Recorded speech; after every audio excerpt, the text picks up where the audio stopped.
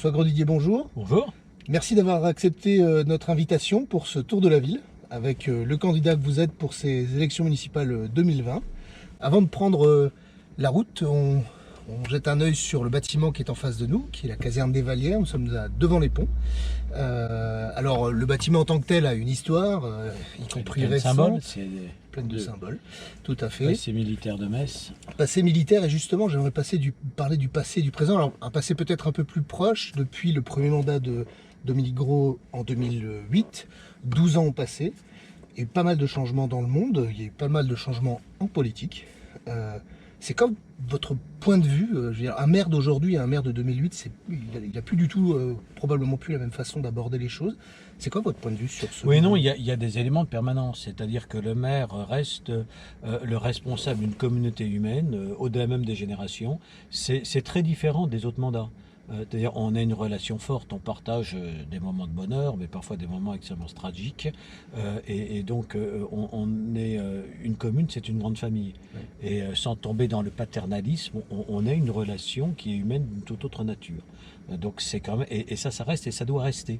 En revanche, effectivement, le monde évolue vachement vite. La société évolue très vite, les générations, même les demi-générations ne se ressemblent pas. Et c'est une vraie difficulté quand on est maire parce que les procédures sont longues. Sortir une nouvelle zone d'habitat parfois prend le temps d'un mandat. Oui. Donc il y a une contradiction entre le contraste de la rapidité de la société, de l'émergence de nouveaux besoins et parfois les lenteurs des procédures. Pas de la volonté du maire, au contraire, la commune, c'est encore ce qu'il y a de plus près, de plus réactif, oui. Mais la machine administrative, juridique a toujours du mal à suivre et toujours un ralentisseur pour répondre à la demande sociale. On commence donc à devant les ponts, comme on le disait. Alors peut-être... ça pourrait être bien déjà de voir un petit peu. C'est un quartier qui est assez proche de la commune dont vous étiez le maire jusqu'en 2017, je crois. Qu'est-ce que vous pensez de ce quartier? Est-ce qu'il a une particularité, une spécificité? Est-ce qu'il y a un projet que vous avez pour ce quartier? C'est un quartier qui d'abord était devant les ponts, c'est-à-dire était avant la ville. Et finalement, c'est un quartier par lequel s'est faite la jonction entre Metz et Voipy. Mais au départ, c'était quelques habitations et n'avait pas cette conurbation. Donc c'était un peu à l'extérieur de la ville. Ensuite, c'est un quartier qui s'est construit sans vraiment d'architecture pensée, donc qui n'a pas, par exemple, un centre de quartier. Oui. On prend au Sablon, on a bien un centre. Oui, Magny aussi, comme un vieux village, même Vallières. En revanche, ça manque devant les ponts. Il y a plusieurs églises à différents endroits, les commerces ne sont pas près des églises, donc ça manque un peu de centralité. Sur les rythmes scolaires, justement, est-ce que vous, dans votre programme, vous avez d'ores et déjà une prise de position par rapport... Alors quelle est-elle? C'est de revenir aux 4 jours. C'est de revenir aux 4 jours parce que les enfants sont crevés à partir de mercredi. Alors on peut là aussi, si on a une approche dogmatique ou seulement conceptuelle, on se dit il vaut mieux plus de jours avec moins d'heures que moins de jours avec plus d'heures. C'est ce que je partageais aussi, sauf que on a considéré à juste titre qu'il fallait au moins 2 semaines pour les petites vacances, pour que les enfants rechargent les batteries, que dans notre pays, contrairement à l'Allemagne, où il y a moins de congés payés, on est presque sur 2 mois de vacances, pas tout à fait, même s'il n'y avait pas les juilletistes et les haussiens, et on aurait l'administration et l'économie qui s'arrêteraient. On a aussi une industrie du loisir que n'ont pas nos voisins, donc ce qui fait que quand on se compare aux Allemands, on a effectivement moins de jours. Alors c'était l'idée des 5 jours, sauf que les 5 jours dans l'intérêt de l'enfant, c'est bien si on le fait le samedi, parce qu'il faut que les gamins puissent dormir au milieu de la semaine. Et sauf que eh bien, les familles ne sont plus ce qu'elles étaient, les week-ends sont entrés complètement dans les usages, on a beaucoup de familles avec des gardes alternées, donc quand on fait le 5e jour le samedi, eh bien, il y a la moitié des enfants qui sont absents. Donc si c'est 5 jours, c'est que le mercredi. Chemin faisant, on arrive à Bellecroix. On s'approche dans la forêt, en pleine forêt. Exactement, ouais. On est dans cette partie-là. Une forêt qu'on doit garder. Une forêt qu'on doit garder, donc. Il y avait un petit projet, enfin, en tout cas, un projet de faire passer éventuellement un transport en commun au cœur du bois. Au cœur du bois. Déjà Bellecroix, avant de parler éventuellement de vos projets par rapport à Bellecroix dans le cadre de votre programme, mais le Bellecroix, c'est pour vous, c'est quelles sont les caractéristiques, les critères, qu'est-ce que ce quartier représente et vers quoi vous pensez qu'il doit aller? C'est à la fois le problème des défauts de l'habitat vertical, de la concentration de logements sociaux sans mixité, mais avec l'avantage à Bellecroix d'être dans un espace de verdure absolument extraordinaire. Oui. Donc cet espace de verdure, il faut le garder, il faut rénover très fortement les logements. On a ici des logements dans un état avec des moisissures au mur, des logements qui sont des passoires thermiques. Il faut aussi traiter. On a ce vieux centre commercial aujourd'hui, Oui. quasiment désaffecté, qui aurait dû être démoli depuis longtemps pour reconstruire autre chose. Donc on a un projet de rénovation urbaine à mener. Il n'a pas encore été fait et celui qui est imaginé a été pensé sans les habitants. Les habitants peuvent souhaiter des transports en commun, peuvent souhaiter une rénovation, mais ne souhaitent pas pour autant qu'on massacre le poumon vert qui n'est pas seulement leur, qui est celui de la ville de Metz. Donc nous devrons repenser ce projet et puis se demander pour les transports en commun d'ailleurs s'ils ne doivent pas rester en contrebas pour les réseaux structurants, je pense notamment à Métis, même aux lignes de bus articulées, et nous avons à Metz des collines. C'est la beauté de Metz, il y a l'eau, et il y a ses rivières, la Moselle, la Seille, et il y a ses reliefs, ses collines. Bellecroix en fait partie, comme Queuleux, comme Sainte-Croix, comme les Hautes-Vallières d'ailleurs.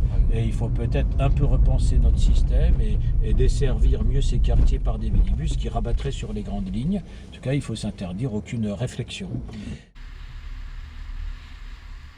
On entre dans Borny, Oui. quartier qui a beaucoup changé Oui, ces dernières rénovation années. bien entamée. On a connu un Borny chaud et compliqué. On a effectivement un Borny un petit peu plus apaisé. Vous avez... alors il y a l'ANRU qui est la politique. Bien sûr, essentiellement c'est des budgets, d'ailleurs. c'est des budgets. Et l'ANRU et le GPV a commencé très tôt, ça a commencé dès la fin des années 90. Donc c'est une opération aujourd'hui qui a déjà été lancée il y a 20 ans, qui avait des phases successives, sous Jean-Marie Roche, puis sous Dominique Gros, et on n'a pas fini encore de transformer le quartier. Qu'est-ce que vous pensez de ce quartier? C'est les quartiers tout le problème des quartiers des années 50-60, c'est-à-dire qu'on a hyper densifié. Donc, comme quoi l'écologie urbaine, ce n'est pas ça, ce n'est pas l'hyperdensification. D'ailleurs, quand Jean-Marie Pelt et Jean-Marie Roche sont arrivés en 1971, ils ont interrompu à mi-réalisation le programme de Borny aux grandes dames de l'État. Voilà. Mais il faut gérer ce qu'il y a. J'aurais été maire ces 10 dernières années, j'aurais plus fait de démolition-reconstruction qu'il n'en a été fait. Bon, par contre, effectivement, j'aurais mené, j'entends bien poursuivre la rénovation du quartier, essayer de développer autant qu'on peut l'accession sociale à la propriété sur du petit pavillon ou sur tout petit immeuble, parce que les grandes copros, il y en a ici, tournent vite très mal, parce que les copropriétaires n'ont pas les moyens d'assurer l'entretien. Il faut absolument éviter les grandes copros, mais les petites, oui, ou les pavillons d'accession sociale. On a des habitants qui sont très enracinés, contrairement à ce qu'on croit. Il n'y a pas que des gens qui sont là, il n'y a pas que du turnover, que des gens qui sont là parce qu'ils peuvent être ailleurs. Il y a des liens humains, familiaux, sociaux qui sont extrêmement forts et qu'il ne faut pas négliger. Même quand on démolit, il faut pouvoir reconstruire et reloger sur place sans déraciner les habitants. Pour conserver les liens sociaux. Alors on est en train d'arriver petit à petit sur le boulevard d'Alsace là-bas avec la BAM et un projet qui a été voté pas plus tard que cette semaine. Je rappelle qu'on enregistre le 28 février. Le lendemain du conseil municipal. Le lendemain du conseil municipal où on a entériné le nouveau centre socio-éducatif. Alors il avait déjà été voté, ça a été voté en 2019, mais hier ils ont décidé du projet qui avait été retenu par le jury. La BAM, c'est la culture. Le projet de Dominique Gros et avec le centre socio-éducatif, il poursuit dans cette ligne-là, c'est d'amener de la culture au-delà ou en dehors des équipements habituels, en amenant les équipements au cœur des quartiers. Alors, a fortiori ici, quartier politique de la ville. Votre point de vue sur la situation et les 2-3 grandes lignes principales de la culture au sein de votre programme. Je vais vous dire, ça va être rapide. Bon, non, on a peu de temps pour dire beaucoup. Ouais, c'est vrai, mais c'est... Non, mais d'abord, la BAM, je ne l'aurais pas faite là. Pas parce que je ne voulais pas la faire à Borny, c'est parce que les amateurs de musique actuelle ne voulaient pas forcément être excentrés. Ils auraient préféré être en centre-ville, avec les bars, les restos, et avoir droit de cité comme la musique classique à l'Arsenal. Et les habitants de Borny n'en étaient pas forcément demandeurs. Ils étaient demandeurs d'un grand centre socioculturel qu'ils n'ont que 12 ans plus tard. Tant mieux s'il a été voté hier, mais à 20 jours d'une élection, c'est un peu curieux pour un tel investissement, mais ça fait 10-12 ans qu'on en aurait besoin et que cet immense quartier de 20 000 habitants a fonctionné sans un véritable centre social, qui est absolument nécessaire parce qu'il est beaucoup plus ouvert aux habitants. Il faut que des jeunes, qu'on va chasser des cages d'escalier ou il faut de cirque, puissent se retrouver dans un endroit pour discuter, pour parler, pour faire ce qu'ils veulent. Il faut que des associations qui se montent puissent trouver dans le quartier, et tout ça, ça a manqué. Ça vient enfin après 12 ans de carence, c'est tant mieux. La BAM est là maintenant, c'est bien qu'elle soit là, mais elle est quand même pas facile d'accès, et elle n'est pas suffisamment plus accessible aux jeunes du quartier. Il n'y a rien à moins de 25 €. Pour certains, c'est même presque frustrant de la voir là et de ne pas y être. Donc je veux vraiment que les jeunes du quartier, peut-être par des tarifs préférentiels, en bénéficient davantage, sentent que c'est aussi pour eux alors que c'est chez eux. Alors en matière de politique culturelle, bien sûr qu'il faut que la culture vienne dans les quartiers, mais aussi il faut qu'on sorte ces jeunes. C'est-à-dire, j'ai lancé l'orchestre à l'école avant que Metz ne sorte des MOS, mais c'est le type même d'initiative qui permettent à un public qui souvent en est très éloigné d'accéder à la culture, alors là, à la musique, ça peut l'être par les arts plastiques. Il faut absolument, par exemple, que les élèves qui s'y engagent puissent même accompagner de leurs parents, aller voir gratuitement des spectacles à l'Arsenal. Il faut absolument leur donner cet accès sans pour autant, mais sans qu'elles viennent à eux et en les laissant enfermés dans le quartier. Donc il faut qu'elles viennent à eux et que eux puissent aussi aller sur les activités culturelles ailleurs. Alors ça commence par le périscolaire. Il faut que les gamins puissent s'initier au maximum de matières culturelles. Il faut qu'ils puissent goûter à tout. Il faut qu'ils puissent aussi poursuivre après facilement dans des assos. Et je trouve qu'à Metz, une école de musique comme les Maris, les clubs de sport de base dans les quartiers sont insuffisamment soutenus.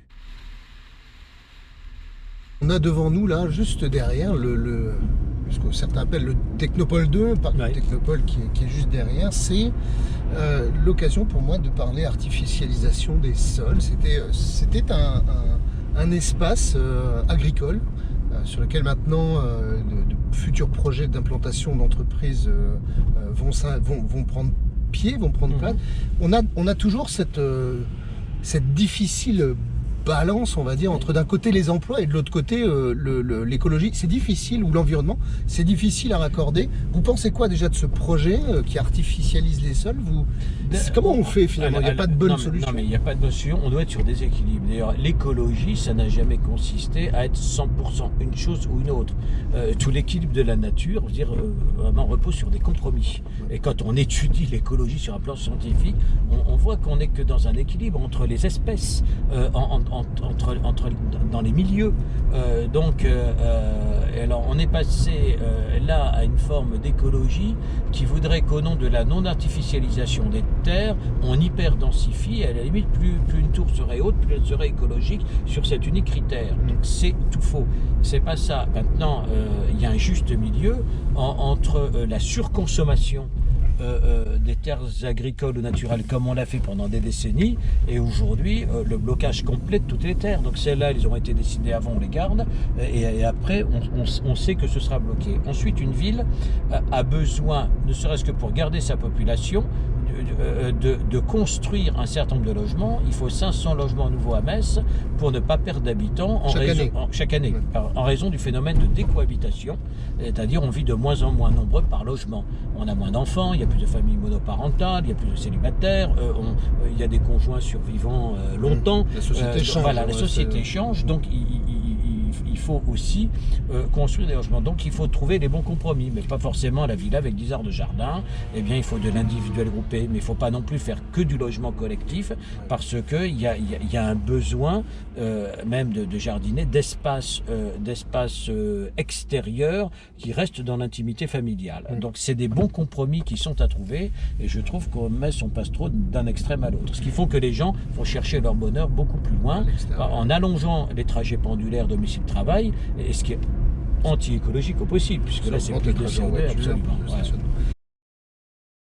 On passe à côté de la prison, ça me permet de m'appuyer sur ce lieu ici à Queuleu. Il y a deux choses, il y a Queuleu dont on va parler, il y a la sécurité qui est un thème quand même sur lequel vous avez beaucoup travaillé, notamment à Wapi, et qui est quand même au cœur de votre programme.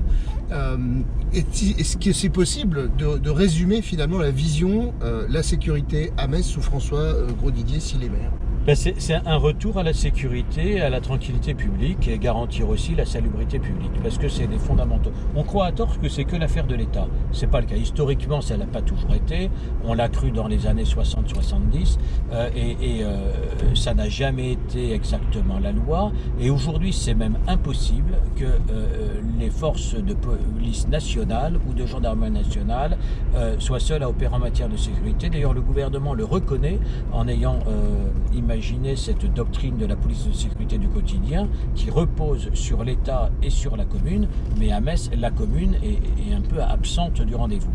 La police aujourd'hui est totalement accaparée, la police nationale, par les grandes questions de la lutte antiterroriste, de la lutte contre les grands trafics qui sont de plus en plus internationaux, du maintien de l'ordre, l'État doit 25 millions d'heures supplémentaires à ses policiers, c'est quasiment irrattrapable. Et les policiers sont aussi nombreux que dans les autres pays d'Europe, sauf que dans notre pays de la paperasserie, ils passent les 2/3 de leur temps à la procédure et un tiers seulement sur le terrain. Donc on est dans cette situation qui fait qu'à Metz, la nuit, il n'y a que 3 patrouilles de police nationale pour plus de 200 000 habitants. À Metz et l'ensemble de la circonscription de police. À Wapi, j'avais mis en place, et ça continue avec mon successeur, 2 équipages pour 14 000 habitants, c'est-à-dire 1 pour 7 000. Le rapport, il est de 1 à 10. Cherchez l'erreur. Et puis, la police n'a plus le temps de la proximité. Donc, et ça, c'est la police municipale qui doit le faire, en parfaite articulation avec la police nationale. Donc, comment j'entends organiser les choses? Là encore, en partant du quartier. Par rapport au stationnement, à la politique de stationnement, vous avez observé ça depuis l'extérieur pendant ces 12 années. Il y a eu pas mal de recherches, on va dire, des meilleures solutions par l'équipe de Dominique Gros, les macarons, les espaces avec des temps plus ou moins gratuits, le parking le soir à 1 euro. Enfin, il y a eu énormément de choses qui pour certains, disent manque de clarté. 1, c'est quoi votre point de vue? 2, c'est quelle est la politique de stationnement dans Metz si vous êtes maire demain? Disons que c'est un peu ambigu, parce qu'il y a d'abord une politique plus ou moins affichée, mais très anti-voiture. Persuadé que parce qu'on allait compliquer l'usage de la voiture, eh bien, on irait forcément vers les transports en commun. Alors, ce que l'on constate, c'est que d'abord, eh bien, quand on a créé de façon un peu irresponsable une offre concurrente en périphérie, eh bien, les gens vont davantage faire leurs courses en périphérie qu'en centre-ville, ce qui explique une grande partie de sa désertification. Donc, c'était très mal pensé. Il ne s'agit pas de dire, mais le parking n'est pas plus cher qu'à Metz, qu'à Nancy ou à Strasbourg. Le problème, c'est qu'il serait cher, surtout si on se compare à l'Actis Sud, à Semécourt ou à Talange. Donc par ailleurs, on croit trop qu'on peut habiter facilement une ville comme Metz sans voiture.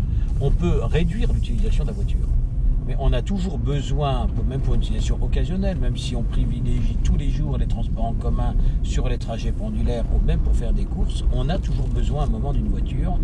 Et si on n'a pas la place de l'avoir ou que c'est trop cher, c'est un élément qui fait habiter à l'extérieur et qui explique une bonne partie de la perte démographique de Metz. Donc il ne faut pas avoir une vision dogmatique. Il faut répondre aux besoins des gens, et je pense que la politique de stationnement n'y répond répond pas du tout. Alors il y a eu des ajustements, mais parfois trop chaotiques. On n'a pas, je pense qu'on a avec beaucoup de légèreté conclu ces conventions de concession de l'espace public, qui fait qu'aujourd'hui, quand on se rend compte qu'il faut moduler, parce qu'on va voir boulevard Serrault, boulevard Pexan, finalement énormément de places vides parce que c'est très cher par rapport à la distance du centre-ville, et qu'on demande de moduler, aujourd'hui, le concessionnaire dit écoutez, moi je veux bien ce que vous voulez, mais vous payez. La gare a repris de sa centralité ici, entre le centre-ville historique du côté centre-ville, et ce nouveau centre quelque part, ou l'extension de ce centre, certains parlent d'un centre-ville numéro 2. Oui, comment est-ce qu'on fait pour c'est ça, parce que c'est pas la continuité du centre, c'est un centre-ville numéro 2, et je pense que c'est une erreur. Il y a eu 2 erreurs d'urbanisme commercial qui aujourd'hui déstabilisent complètement le centre-ville. C'est Wave à Moulins, c'est plus beau, ce qui a jamais été fait sur l'Acquis Sud, mais c'est un centre-ville artificiel à côté du centre-ville de Metz, et c'est Muse. Je n'aurais pas fait un centre commercial généraliste, mais j'aurais d'une part fait les commerces de proximité pour ce quartier, la pharmacie, boulangerie, boucherie, tous les commerces de proximité, pas un centre-ville généraliste, et puis des commerces culturels haut de gamme liés au centre Pompidou. J'aurais aussi fait une bibliothèque médiathèque qui était prévue et qui n'a pas été faite. Alors, on s'approche du tribunal. La question a été posée à tous les candidats. On fait une bibliothèque médiathèque? On ne fait pas de bibliothèque médiathèque. On parle d'une condamnation ou uniquement de condamnation d'ailleurs dans le cadre du mandat. C'est quelque chose qui pèse dans cette campagne et qu'on vous rappelle ces condamnations. Moi j'ai eu la malchance d'avoir un adversaire, le Corbeau du Pontifoy, qui m'a harcelé judiciairement pendant 20 ans, qui a multiplié, j'ai eu des dizaines de procédures, il a dépensé des fortunes à me faire suivre, à payer les meilleurs cabinets d'avocats. Au bout du compte, après une procédure longue de 10 ans, des perquisitions, des auditions, après une audience où le procureur lui-même, ce qui était surréaliste, expliquait que la montagne accouchait d'une souris, qu'on avait utilisé des moyens disproportionnés et qu'on avait instrumentalisé la justice, j'ai effectivement eu une amende. Pourquoi ?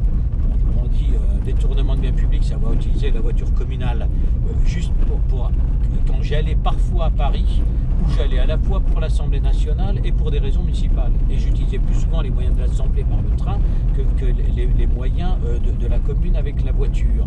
Et ma complicité de prise égale d'intérêt, ce qui paraît aussi infamant, c'est que certains de mes adjoints, dont j'étais forcément le complice, n'ont pas quitté le conseil municipal quand on a voté la subvention à l'association des Amis du Lavoir, qui était dirigée bénévolement par le père d'une adjointe, ou le judo club dirigé bénévolement par la fille d'un adjoint. Donc voilà mes affaires.